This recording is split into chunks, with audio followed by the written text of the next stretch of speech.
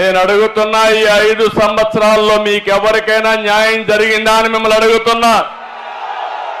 ఏ ఒక్క వ్యక్తి జీవన ప్రమాణాలు పెరిగాయా అని మిమ్మల్ని అడుగుతున్నా.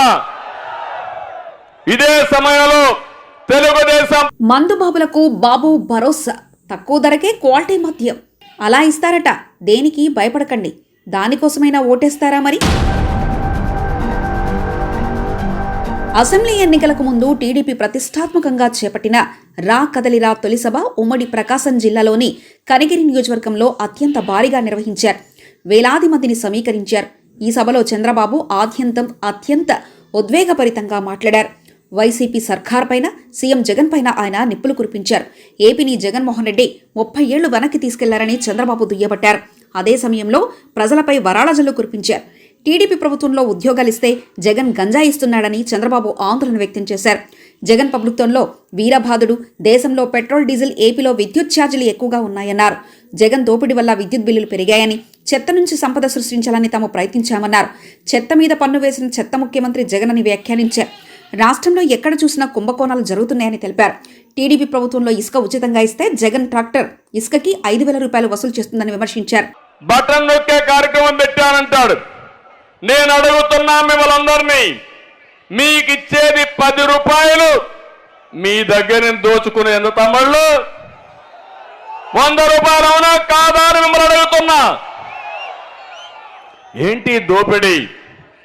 ఒక సుపరిపాలన అంటే ప్రజలకు ఖర్చులు తగ్గించి ఆదాయాన్ని పెంచి జీవన ప్రమాణాలు పెంచగలిగితే అది సుపరిపాలన. ఇది సుపరిపాలన కాదు. టీడీపీ అధికారంలోకి వచ్చిన తర్వాత నాణ్యమైన మద్యం తక్కువ ధరకే ఇస్తామని చంద్రబాబు చెప్పారు. జగన్ ప్రభుత్వానికి సంపద సృష్టించడం తెలియదని చంద్రబాబు వ్యాఖ్యానించారు. ఉద్యోగాలు ఇవ్వడం తెలియదు, జాతీయ స్థాయిలో జరిగిన సర్వేలో నిరుద్యోగంలో ఏపీ మొదటి స్థానంలో ఉందని చంద్రబాబు తెలిపారు. 2019లో ఒక్క ఛాన్స్ ఇచ్చారు, ఇప్పుడు మోసపోయామని ప్రజలే చెప్తున్నారు. ఇంతకన్నా ఒక ప్రభుత్వానికి ఏం కావాలి? ఇదే చెంపపెట్టు. ఎన్నికల సమయంలో జగన్ ముద్దులు పెట్టి ఇప్పుడు పిడిగుద్దులు గుద్దుతున్నారు. రాష్ట్రానికి సైకో చేతిలో పెడితే 5 ఏళ్లలో 5 కోట్ల మంది బాధితులయ్యారని నిప్పులు చెరిగారు. అభివృద్ధి జరగాలంటే శ్రద్ధ పెట్టాలి. అభివృద్ధి జరిగితే సంపద సృష్టించబడుతుంది. ఆ సంపద వల్ల ఆదాయం పెరుగుతుంది. ఆ ఆదాయాన్ని సంక్షేమ కార్యక్రమాలకు పెడితే ప్రజలకు న్యాయం జరుగుతుంది. ఈ రోజు అన్ని పోయే పరిస్థితికి వచ్చాయి. ప్రసంగాన్ని ప్రారంభిస్తూనే చంద్రబాబు సీఎం జగన్ పై విమర్శల వర్షం కురిపించారు. నేను సైకోకి భయపడను, సైకో పోవాలి, సైకిల్ రావాలి. పులివెందుల నుంచి వచ్చి చీమకుర్తి గ్రానైట్ దోచుకున్నారు. కనిగిరి ప్రాంత ప్రజలు పేదరికంలో ఉన్న ఇతర ప్రాంతాల వలస వెళ్లి స్థిరపడుతున్నారు. టీడీపీ అధికారంలోకి వచ్చిన తర్వాత కనిగిరి రూపురేఖలు మారుస్తాను. అభివృద్ధి, సంక్షేమం టీడీపీ నినాదం. దేశంలో మొదటిసారి 2 రూపాయలకే ఎన్టీఆర్ బియ్యం ఇచ్చారు. ప్రజలకు జగన్ ఇప్పుడు 10 రూపాయలు ఇచ్చి 100 రూపాయలు దోచుకుంటున్నారని విమర్శించారు.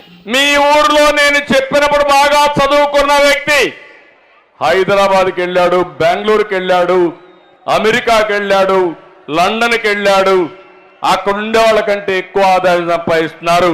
అది తెలుగుదేశం పార్టీ చూపించిన దారి. మరిన్ని కథనాల కోసం సబ్స్క్రైబ్ చేసుకోండి మీ అక్షర శిల్పం.